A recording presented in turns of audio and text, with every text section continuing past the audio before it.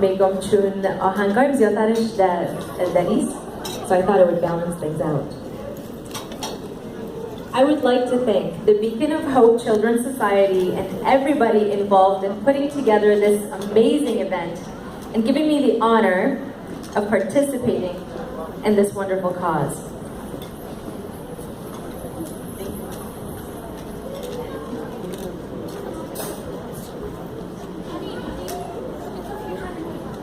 So I'll tell you a little bit of a background, but I'm sure that they have already given you some background and what it is that I do, but I'll keep it short.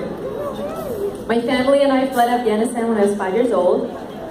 We ended up here, and as I grew up, I watched from afar what was happening to the country I had left behind.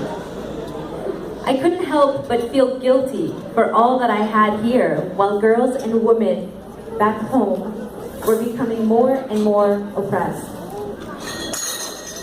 When I was in my teens, my parents reminded me that I should consider myself very lucky and that I should use the opportunities, rights, and freedoms given to me by them and society to do something for the women back home who were facing so much violence against them. What my parents said stayed with me as I watched my home, Afghanistan, become the worst place for a woman to live. I watched the numbers grow, the highest maternal mortality rate, highest infant mortality rate in the world, violence against women at epidemic proportions. They didn't even have the basic human rights. I had to do something about it. It was going to take a lot of time, effort, dedication, determination, financial investment, and my parents were right there with me all the way, because without their help, it would have been pretty much mission impossible. So I decided that the best way to get my voice heard and to try to make a difference on a bigger scale would be through music.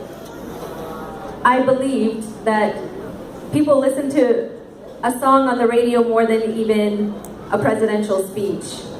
When a song plays on the radio, we tend to sing along, and we tend to get, a little bit in the zone and start learning the words. And so I thought, if I could get my words across on radio, and they would actually have meaning behind them, then people would start paying attention, and while they're singing along or listening to the song on the radio, they will also hear my message.